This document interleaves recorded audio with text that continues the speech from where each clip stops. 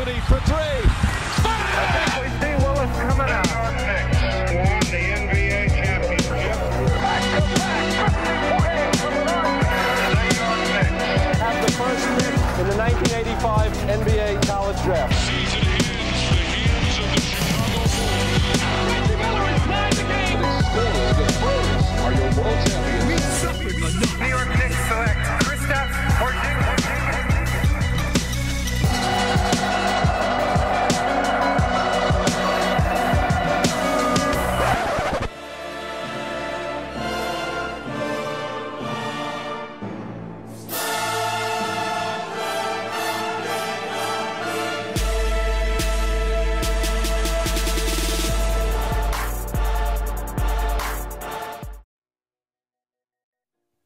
Guys, I'm so distraught right now. You know we had to talk about this. The MadGood Knicks Show has to bring you guys some pretty devastating news regarding KP and pretty much the whole entire franchise as a whole. KP is out for season into next season with a torn ACL. Guys, what do you think? One word expression. The Knicks. That's That's two words. But No, it we'll doesn't take count Knicks. as a word. We'll take Knicks for 500. Alec. Scared. Traumatized would be my word. Going forward, guys, how do you see this playing out for the rest of the season? How do you see KP's injury affecting us? Hopefully the rest of the team is demotivated, so therefore we God. tank. It's it's hard to see them winning any games. Honestly, like it's not. Yeah. And KP, not only physically was he just imposing on the court, but this was the direction of the franchise that just went south because it's an ACL injury. He's out for one calendar year, well into All-Star break 2019. So this has huge implications. I think all of us kind of had that terrible feeling in our stomachs and gut as soon as he grasped his knee, hoping for the best, but we got the worst. Yeah.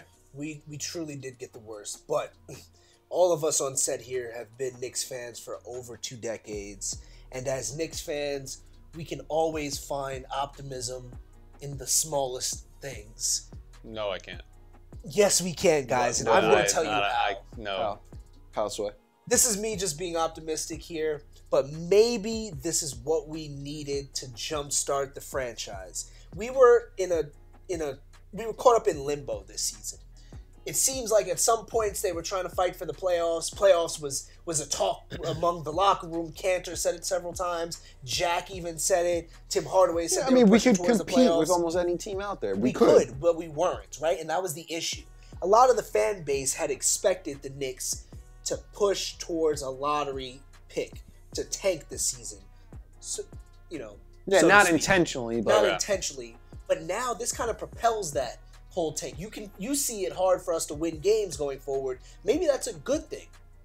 If there was a silver lining, That's what I'm saying. oh so thin, I'm trying to bring you that. that silver might lining. be it. But you know what? In the grand scheme of things, I can't see how this is potentially good. Because regardless of whether KP was on the court or not, we were probably not making the playoffs the way this team was playing thanks to Jeff My Hornacek, point. right? We might end up with probably 5 picks higher than what we Exactly. maybe originally would have had. Who knows where that might end up.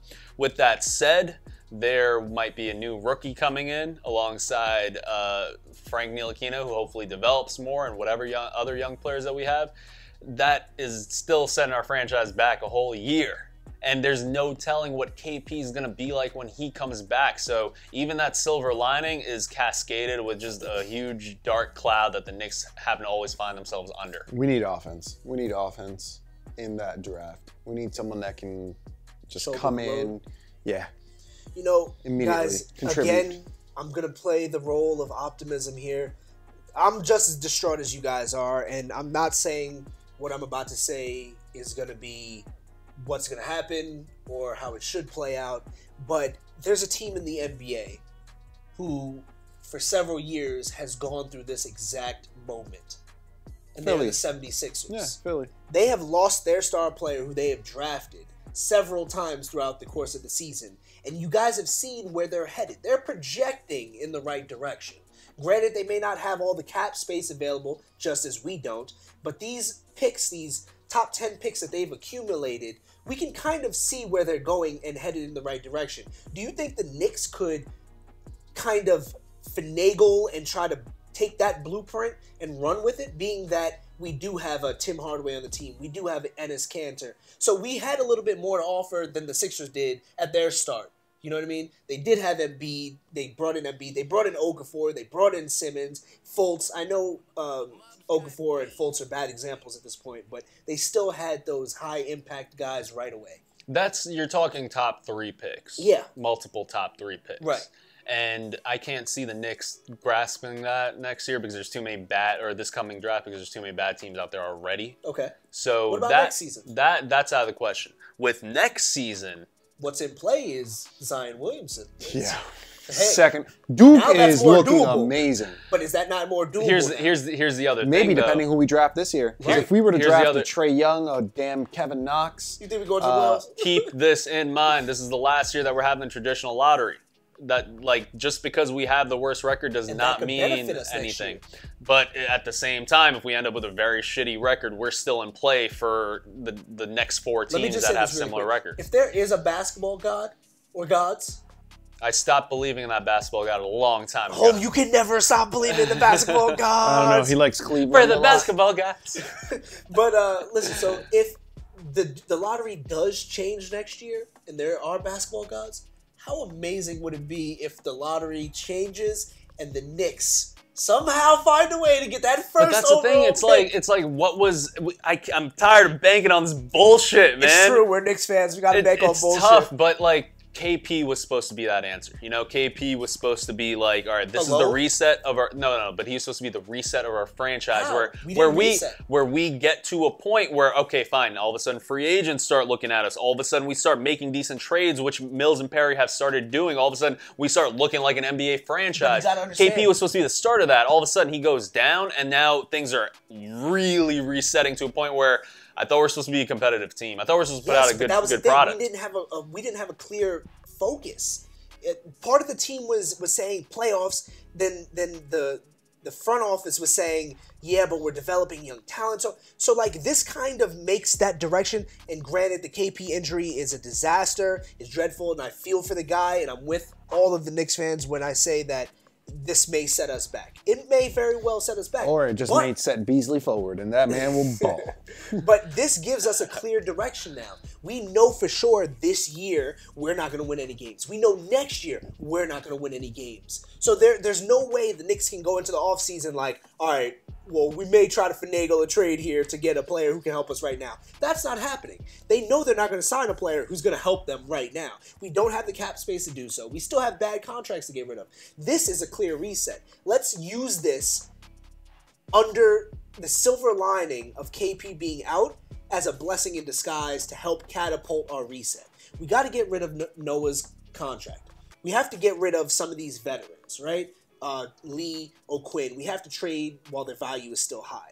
We have to develop our young players. If we can get picks in return and try to milk this draft as much as possible, this could set us up potentially in the next 4 to 5 years with a roster full of under 26-year-olds who can mesh well together. I agree with everything you're saying. not like- A lot of things have to fall in place. though. That's the the thing. thing. Unfortunately, the Knicks haven't done anything this year Right. or close to. They've maybe done like 1-2 glimmer of hope things this year that lead me to believe maybe that's the route they'll go. However, when you still have 45-year-old Jared Jack starting a point guard, for example, when you still have inconsistent minutes for your rookie point guard, when you still have people being out of position or just not playing a quarter, i.e. Cantor in the fourth, when they should be, and management isn't doing anything about that. I know that's Jeff Hornacek's fault, but it went on too long for GM to not step in and maybe just say something.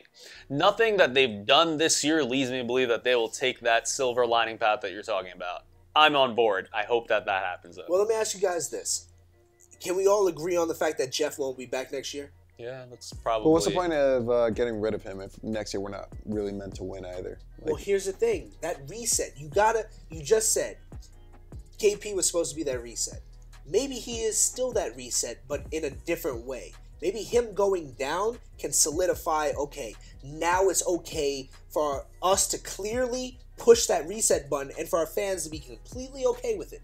There's no way that they could have sold us pushing that reset button with KP as our star. a 22-year-old who is, eclipsing a unicorn status. There was no way they could push that reset button with him being the face of the franchise, still active on the court. With him out right now, they have a free pass to hit reset, get rid of Cantor, get rid of O'Quinn, get rid of Lee. As much as I don't want to get rid of Cantor, sell high.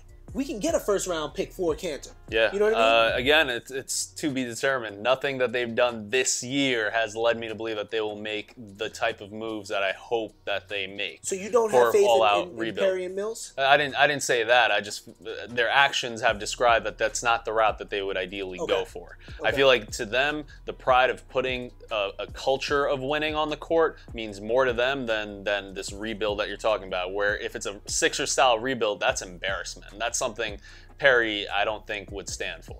No, you're right.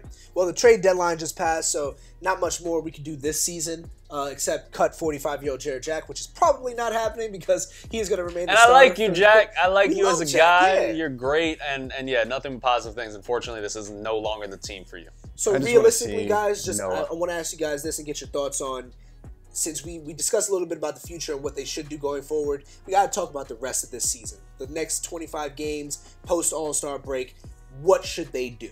Because I have a clear idea of what Jeff Hornacek should do. There's no saving your job, dog. I'm sorry, you're out. But what the GM should step in and play and say is, we need to get our young guards out there. Even start both of them together if need be. Lee should be coming off the bench at this point. He serves no purpose starting.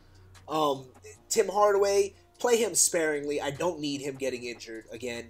I need to see. But he needs NBA moments Nilkina in there out to learn the game, because you could see the other night. I forgot what team we were playing that he put up a shot instead of resetting, and we lost the game. Milwaukee, yeah. Yeah, that was a game where we lost because he forgot the amount of time we had. Well, guys, let me also just very quickly say this. This is the first year that Tim Hardaway is really a legitimate starter in the NBA. So in the course of his career, he hasn't been a starter. Last year he was coming off the bench for Atlanta Hawks. So it's going to take time for him to get adjusted into this role and see what's really expected of him. It's unfortunate that Tim Hardaway forces a lot of shots and gets thrown out of character quite easily. In this stretch right now, he's really slumping. I would run the offense through Enes Kanter inside out. Just to save face and make it look like we're trying to be competitive, I would run the offense through him and have Michael Beasley attack from perimeter, because they're doing that without a choice, because Tim Hardaway's so damn cold right now. Yeah. And it's on Courtney Lee's shoulder. It's on the veteran's shoulders. But what I did like that Jeff Hornacek started doing was speak up. Luke Cornett, speak up. Isaiah Hicks. Here we go. Frank getting some sort of consistent minutes, even though he Jeff's hasn't. What's that? Was that Jeff's doing? That was. We don't as much as we could assume that was Jeff's doing. So that's something that I do like. Before we wrap it up, though, we got to talk about KP's final stat line for the year. How are we feeling about that? I predicted it. I just want to call it. I just want to put it out there. Did you now? We posted on Instagram. You were the closest? It was about like a point off. Yeah. I predicted about 23 points, 6.9 rebounds. He hovered right around 6.2. I said 2.1 blocks. I think he was around 2.4. Is that right? Yeah. Yeah, 2.4. Yeah. So leader in blocks. Yeah.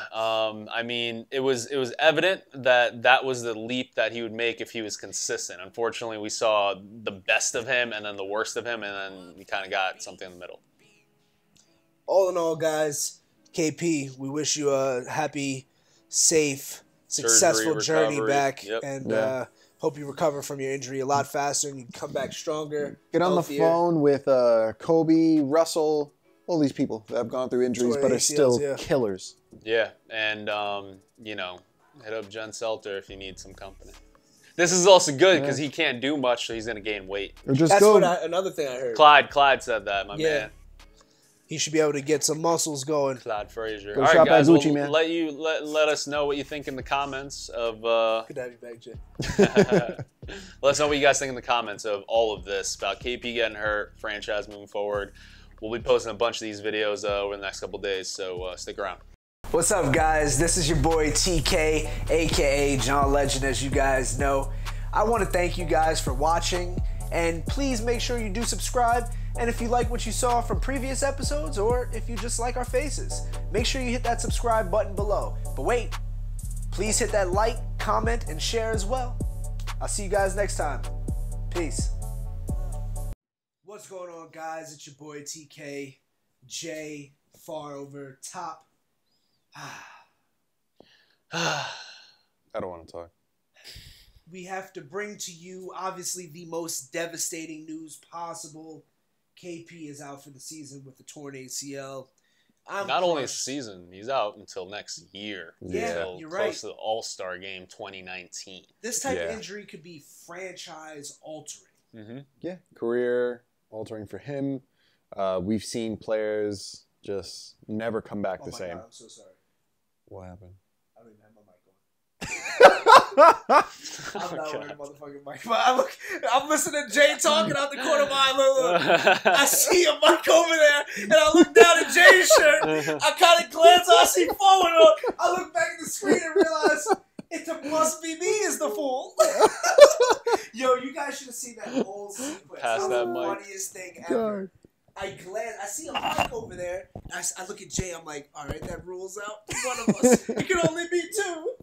Oh, dear God. I'd be idiots with no mic on break.